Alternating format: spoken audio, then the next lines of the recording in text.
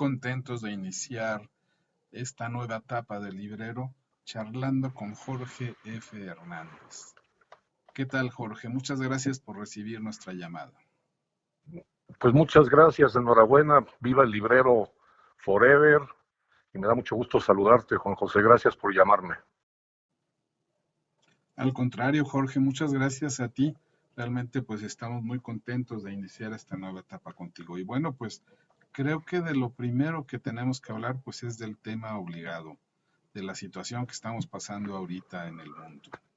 Sí, en particular, pues creo que en México apenas están vislumbrando el horror que aquí ya se ha instalado. De hecho, hoy estamos en uno de los días más complicados porque parece ser que hemos llegado al pico y si no hemos llegado, estamos muy cerca de estar en esa cúspide de la cual no hay que honrarse, ¿no? Es muy triste ver a Madrid vacío y ver que la ciudad ha tenido que adaptarse a esta pandemia como si fuese una película de ciencia ficción. El Palacio de Hielo, que está en un centro comercial, se ha transformado en morgue. No hay un solo hospital que tenga cama libre y por supuesto faltan muchos respiradores. Lo que ha sido más triste ha sido en los hogares de ancianos, en las casas para los viejitos, que han sido verdaderamente azotados por esta peste. Y además del problema de la salud, pues está el aislamiento que afecta a todos. Supongo que ustedes ya están pues viendo cómo continuar con ese tren de actividades tan intenso que tienen divulgando la cultura de México en España, específicamente pues tú como agregado cultural y como director del Instituto Cultural de México en España. Bueno, sí, en estos días el instituto está cerrado porque es una galería de arte. Tenemos exposiciones continuamente y entonces desde hace 2 semanas tuvimos que cerrar porque no hay acceso al público y de hecho es que no hay público en las calles. Lo que está en las calles es la Guardia Civil y el ejército patrullando para que no vayas a romper la cuarentena. El instituto tiene muchísimas actividades, entre ellas un taller de novela, un taller de cuento y un curso de historia de México que se llama México Barroco. Y entonces, pues, lo de México Barroco todavía no sabemos si lo vamos a hacer en línea, pero gracias al subdirector Jaime Viñas se le ocurrió a él que pudiéramos compartir los cuentínimos todos los días para más o menos mantener la presencia del Instituto Cultural de México en España de una manera muy terapéutica, es decir, para entretener a muchas personas que no están acostumbradas a estar en cuarentena. Tiene algo de trampa, porque como tú bien sabes, los escritores en realidad pasamos la mayor parte del tiempo en cuarentenados, es decir, nosotros somos aves, en primer lugar aves nocturnas, en segundo lugar encerrados, y estamos siempre en la realidad que leemos o que estamos escribiendo, y en mi caso también dibujando. Pero yo espero que pronto, cuando ya pase la peste, el Instituto de México vuelva a abrir sus puertas y la labor como agregado cultural me permita intentar estar más o menos a la altura de quienes me preceden en el cargo. Pienso, por ejemplo, en Pablo de Rafael y en Alejandro Aura, Víctor Sandoval. No soy el primer Jorge Hernández que es agregado cultural en España. Fíjate que aquí estuvo Jorge Hernández Campos hace muchos años cuando yo llegué a estudiar el doctorado. Entonces, para mí es un grandísimo honor representar a México y estar en contacto continuo con la cultura española, que también es un gran momento de creatividad y de sensibilidad de este lado del Atlántico, y lo que he tratado de hacer es empatar la adrenalina que están destilando los jóvenes en México con la mucha energía casi eléctrica que están destilando aquí los jóvenes poetas y diseñadores y creadores. Y por supuesto también editores. El librero ahora se está dedicando pues a divulgar lo que hacen los editores independientes, sobre todo porque es el momento para hacerlo. La actividad que realizan es cada vez más intensa y tienen pues cada vez a mejores autores y obras que están divulgando. Eso ocurre en América y en Europa, en España, en México, en Argentina, en fin. estos editores se están agrupando y están mostrando su trabajo de una manera cada vez más amplia, ayudados ahora, pues sí, por la facilidad de divulgación que hay con las redes sociales. Sí, por supuesto, una de las ideas es juntar cuando ya pase la peste, no sabemos si se podrá hacer en este mismo año, pero juntar a un puñado de editores independientes mexicanos con editores independientes españoles aquí en Madrid. El año que entra, el pretexto sería la Feria del Libro del Parque del Retiro, que por primera vez invitaron a México, invitado de honor, y es una gran cosa porque es una feria del libro muy entrañable, tan entrañable como tu programa El Librero. Para los que somos bibliófilos, mira, el librero, los libreros en donde tenemos, digamos, las joyas clásicas, son los que de vez en cuando visitamos y, y tendemos a aquilatar por sus encuadernaciones en piel y su estado rimbombante. Pero hay un librero de las editoriales independientes que es lo emergente, lo nuevo, lo novedoso, lo que se está haciendo en cartón, lo que se está haciendo cosido a mano, lo que se hace en imprentas de tipo móvil y también lo que se hace con autores que quizás es la primera vez que publican. Entonces, una de las labores es también traer por primera vez a escritores mexicanos jóvenes que no han cruzado el charco y hacer lo mismo con escritores españoles, en particular madrileños, que no han cruzado el Atlántico y que puedan conocer México. Entonces, sí, efectivamente, el librero transatlántico o iberoamericano que nos une se nutre tanto de los 5 siglos que nos preceden, porque Cervantes nos pertenece tanto como le pertenece a La Mancha, como de la pasada década o del pasado año. Es decir, hay que estar muy atentos a la literatura que va a salir de esta pandemia. La cuarentena tiene que provocar muy buenos proyectos y yo estoy seguro que dentro de poco vamos a estar leyendo con gran gusto, de manera en que cada quien intentó inocularse y volverse un poco inmune al virus. Y claro, serán los escritores quienes van a dejar por escrito constancia de lo que está ocurriendo, de este momento único en la historia de la humanidad, en la que estamos haciendo pues una especie de pausa colectiva mundial, atentos a lo que viene. Estamos al filo del agua, como decía Agustín Yáñez en esa novela que con mucha sorna Alicho Macero se preguntaba quién le había escrito esa novela a Agustín Yáñez, quien fuera secretario de Educación Pública. Nosotros estamos al filo de un cambio total en el paradigma de lo que es la convivencia, de lo que es la vida, eh, de lo que conocemos como capitalismo y lo que conocemos también como cooperación. Eh, Ver las calles vacías en las grandes ciudades quizá era el sueño de algún mercadotécnico para filmar un buen anuncio de un perfume o alguna cosa así. Yo quizá lo único que pueda compararse es más o menos el paisaje que se filtraba en las primeras horas del amanecer del 1 de enero en la mayoría de las grandes urbes, que pues normalmente era cuando estaban vacías las grandes avenidas, ¿no? Todo el mundo estaba todavía con la resaca de la noche vieja. Pero esto también es el termómetro para medir la temperatura de nuestras respectivas ansiedades, es decir, quién es capaz de quedarse en casa y leer, o quién es capaz de quedarse en casa sin tener que pelearse con el prójimo, quién es capaz de convivir consigo. Y yo creo que esas grandes preguntas que se ha hecho la literatura van a volver a nutrir la imaginación y la sensibilidad de todos los idiomas y de todas las culturas.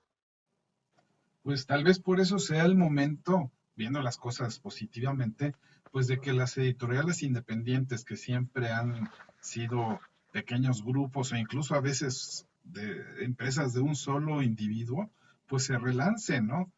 Aprovechen este momento y traten de colocarse en los reflectores.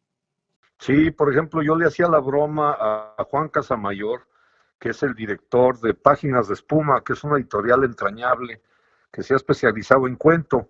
Él recibió un reconocimiento al mérito editorial en la FIL de Guadalajara, y es un editor, amigo mío, que en realidad Páginas de Espuma son cuatro personas que trabajan en la casa de él.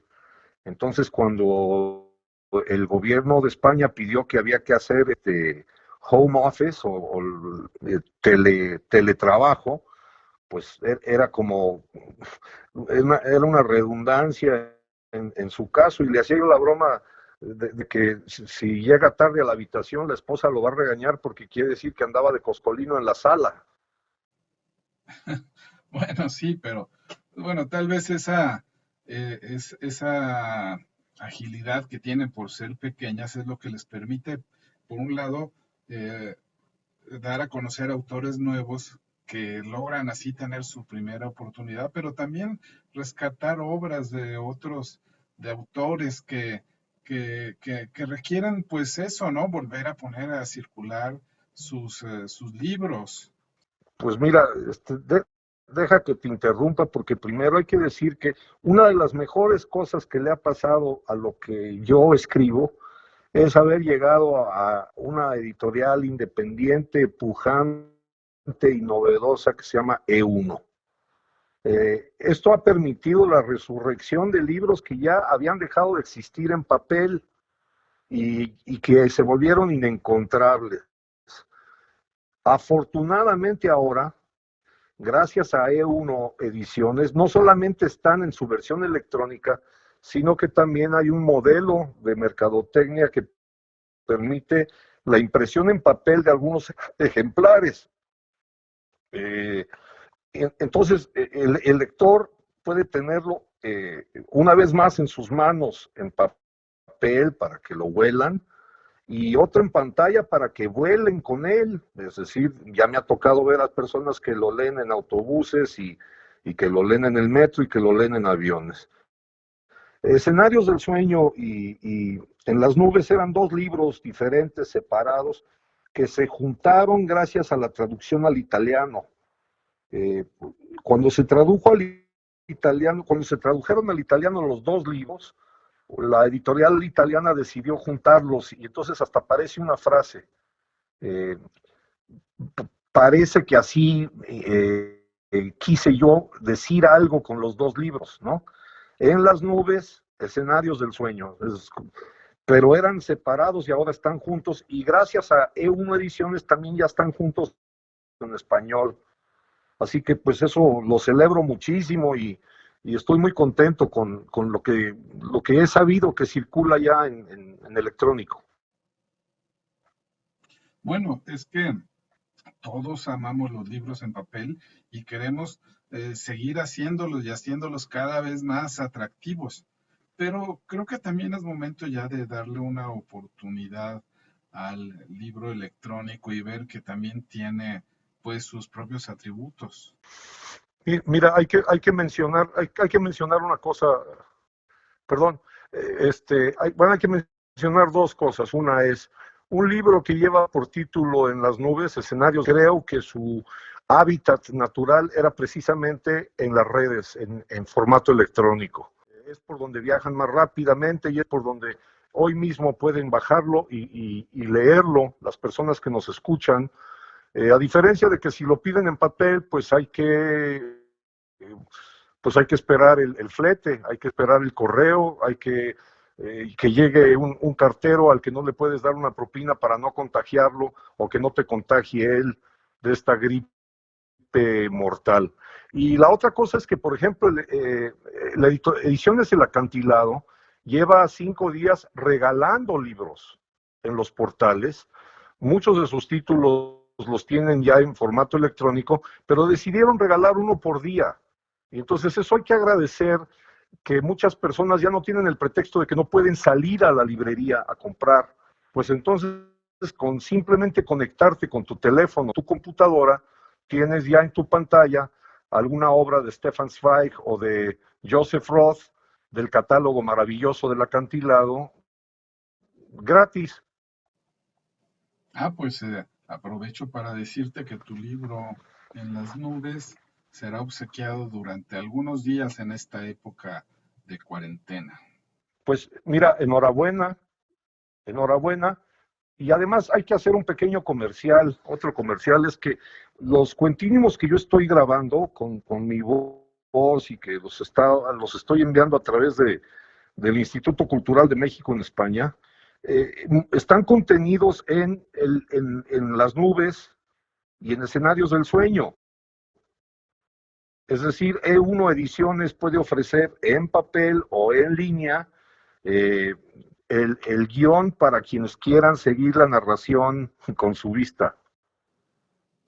Bueno, y a propósito de tu libro, a mí me gustaría que nos platicaras un poco de ese texto con el que invitas a los lectores a seguir en el libro, en el que hablas de la literatura light. Sí, por supuesto, porque además hace 30 años yo escribía cuentos para una revista de una aerolínea. Entonces, pues sí, algún crítico literario dijo que Hernández hacía literatura light y le dije, pues ¿cómo no va a ser light, güey? Porque yo no puedo pagar el sobrepeso. Si de por sí ya tengo sobrepeso yo, coral, y eran cuentos que se leían en la extinta aerolínea mexicana de aviación. Una buena anécdota es que en alguna ocasión yo iba volando en un avión y vi que alguien estaba leyendo el cuento que yo publiqué ese mes en la revista y pues no aguanté mi vanidad, me levanté de mi asiento y me acerqué y dije, le está divirtiendo ese cuento, yo soy el autor y me dijo, pues yo soy el piloto, vete a sentar, güey. Los personajes de tus relatos son sumamente singulares y alguna vez dijiste que incluso te basabas en profesores tuyos de historia para inventarlos. Sí, por supuesto, he tratado de vengarme de muchos profesores y, y también me baso mucho en los dibujitos que hago. Primero hago el dibujo y si tiene pulpa, si tiene personalidad, le invento un nombre y ya tiene, digamos, ya tiene una historia pendiente. Entonces yo siempre he estado con personajes pendientes y algo que hacía desde niño y que luego recrea mucho cuando estaban niños mis hijos era inventarle biografías a las personas en la calle. Era bastante común que yo les dijera si estábamos desayunando en un restaurante que el camarero era en realidad un espía checoslovaco que había logrado huir, o en alguna ocasión decirles que una gorda que estaba parada en una esquina esperando un autobús nocturno era en realidad una enfermera que acababa de salvar una vida. Es una manera también de entretener mi propio delirio y mi demencia. Pero además, tus textos son verdaderamente una invitación al placer de la lectura. Y bueno, pues digamos que en contraparte con lo que estábamos diciendo, son un homenaje a tus maestros literarios. Muchas gracias. Sí, de eso se trata. Ese libro contiene retratos de escritores entrañables y tiene paisajes de ciudades muy queridas y se trata precisamente como de apuntalar que la forma más barata de viajar es leyendo y la única manera de viajar en el tiempo es a través de un libro, así que me parece que sobre todo para estas épocas de cuarentena ese es el mejor placebo para estar encerrados. Pues Jorge, no me queda más que agradecerte que hayas aceptado ser el primer invitado de esta nueva etapa de Librero. Te mando un abrazo y pues te seguimos escuchando por las redes sociales leyendo tus cuentínimos. Muchísimas gracias, te mando un abrazo, le mando un abrazo a todo México, cuídense mucho, hay que lavarse mucho las manos y hay que agarrar el primer libro que tengas a la mano, precisamente ya que está para volar a un lugar mejor que este. Y que viva el librero.